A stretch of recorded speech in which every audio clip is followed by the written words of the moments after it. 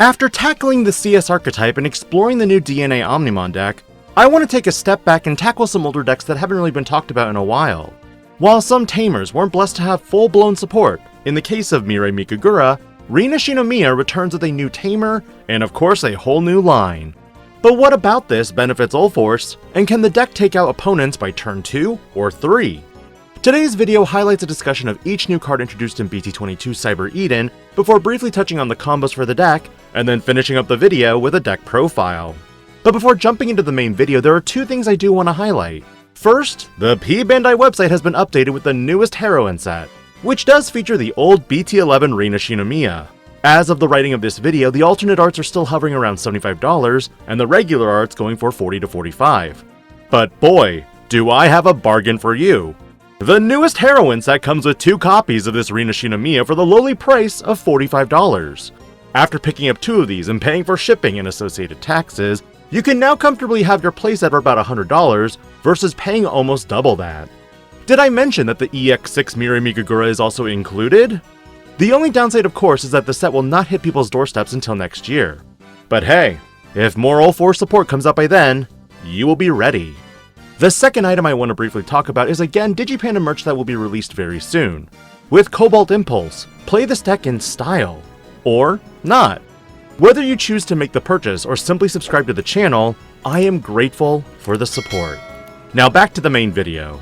With Rina Shinomiya, this adds one element to the deck not previously had in the form of a memory fixer. But one major advantage to this tamer being played is that it has an on-play effect in which one of your Digimon with Veedramon in its name gets plus 3000 DP until your opponent's turn ends. Meaning if your Ulforce is suspended or they raid attack into it, they'll need to clear some extra DP. This secondary effect allows for it to be bounced to your hand if a Digimon with Veedramon in its name attacks, and you gift that Digimon jamming. While at some points conflicting, since DP normally means survivability, this does help your level 4 and 5 Veedramon named Digimon also survive and set up for a potential blast play. Briefly, if you haven't checked out my set review video on the waifu tax, I will reiterate the points I made with this new line. With veemon, this Digimon can digivolve into Veedramon with the play cost reduced by 1. Pretty simple. Not to mention it sports an inheritable in which when your Veedramon named Digimon will leave the battle area by your opponent's effects. By suspending this Digimon, it doesn't leave. In other words, super evade. Veedramon shares the same inheritable and also can play tamers with Veedramon in its text when it's digivolved into if you have 1 or fewer tamers. But when you get to level 5, the newest aeroveedramon has some board clearing capabilities that can preemptively stop your opponent's level 4 Digimon from blast digivolving. On play and when digivolving, return one of your opponent's level 4 or lower Digimon to the bottom of the deck. It also has an end of your turn once per turn effect, in which one of your blue Digimon or tamers may unsuspend. But its inheritable is the beastiest of them all in that all turns, once per turn when this Digimon with Ulforceveedramon in its name suspends, if you have a blue tamer, it may unsuspend. Which means in combination with your old BT11 Rina Shinomiya and Ulforceveedramon, this card effectively converts your single stack into a double blocker, or something that can double super evade, assuming it has both sources. And as amazing as the new Ulforceveedramon is, I only have 2 problems with it. Number 1, it's an ace Digimon. Meaning if you can't game your opponent, then if this Digimon gets removed, overflow happens. Number 2, the Digivolution cost for this Digimon will always be 4 memory unless you're digivolving over a CS trait Digimon. Like the newest CS trait aeroveedramon. But it does have its benefits in that it can return the opponent's lowest level Digimon and is no longer reliant on tamers to hit specific level Digimon. The downside is that it's only the lowest level Digimon. The upside, this effect technically isn't once per turn. Its unsuspend only happens when the Digimon attacks. But considering you can combine this with the new aeroveedramon, that's 2 unsuspends right there. But what are some of the common combos you'll find with this deck? Starting with the bare minimum basics, you'll find new additions to the deck to be much more helpful. A promo demi veemon now allows you to draw a card when a blue tamer is played. Following this play, you can go anywhere from veemon for more card draw, veemon for evil reduction cost, or as basic as the old BT11 veemon, which can gain you a memory when a blue tamer is played. Realistically, you could potentially set up for potential game-ending strategy by turn 3 or 4. Because if you're able to promote out, say, aeroveedramon, there are a few scenarios to consider. Attacking with jamming aeroveedramon means that you're susceptible to blast digivolution. But for the high roll element, this means that when you digivolve into Ulforceveedramon, you have the potential to draw more cards and then be able to break 2 security per attack since you will play a tamer. With the newest aeroveedramon, you can get a typical unsuspend, which honestly isn't bad either, or you could activate the on-play effects of one of your Rina Shinomiya. And while this was the basis of Ulforce from the get-go over 10 sets ago, what changes? Here's the thing. Because of the old Rina Shinomiya, you're able to suspend this tamer, activate one of your Veedramon named Digimons when digivolving effects, meaning you can play a tamer. And because you play a tamer, this means that Ulforceveedramon unsuspends. But now with the newest Rina Shinomiya, you can give this Digimon plus 3000 DP, further protecting it from needing to use evade. The thing is, I really like this specific interaction because of its secondary effect. If you have another Rina Shinomiya in play and you attack, you can sequence the effects in a way that do the following. Because Veemon's effect isn't once per turn, you can draw up to 8 cards to have aeroveedramon's effect live. You then use BT22 Rina's effect in order to bounce itself to your hand and give jamming, and then use the old Rina's effect to play out the blue tamer, which would then further DP buff and unsuspend your Ulforce. And best of all, because your hand size can adjust through these combos, this is how you can maintain a hand size of at least 8 cards.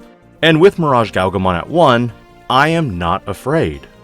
Largely with the newest cards, the deck profile subtly changes and ultimately depends on what you want to do. And remember, this deck profile is by no means perfect and is more so a baseline for an aggro variant, with other side discussion elements in regards to how you can make the deck with your own identity. For the level 2s, there are only 2 options that this deck really excels with. With the new promo Demi Veemon, this takes out the need to attack to draw 1. Instead, as you're playing a blue tamer, you'll get it.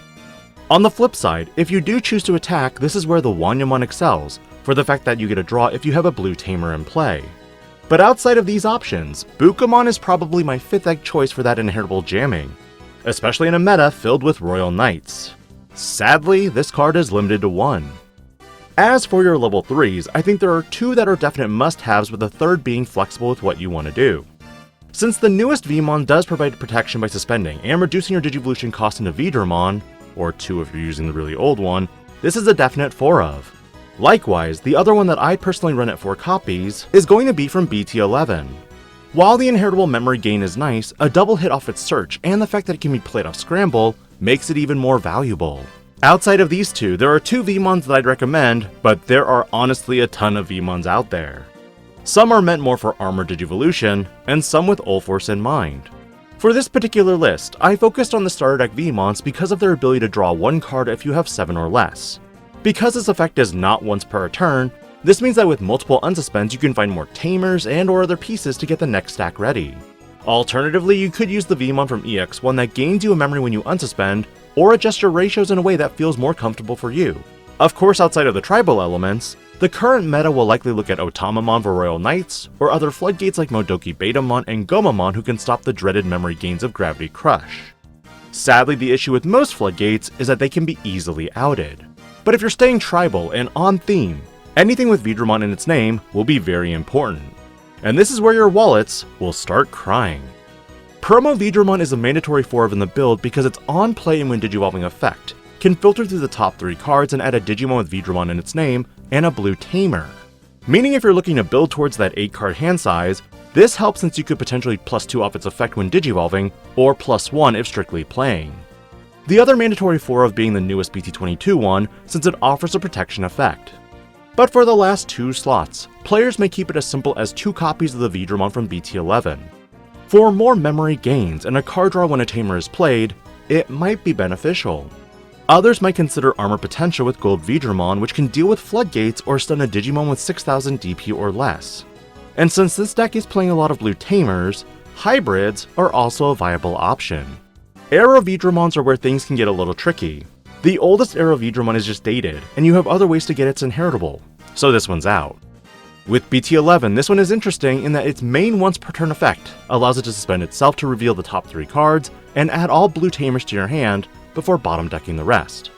Its inheritable effect allows you to activate the on-play effect of one of your Rina Shinomiyas when attacking once per turn.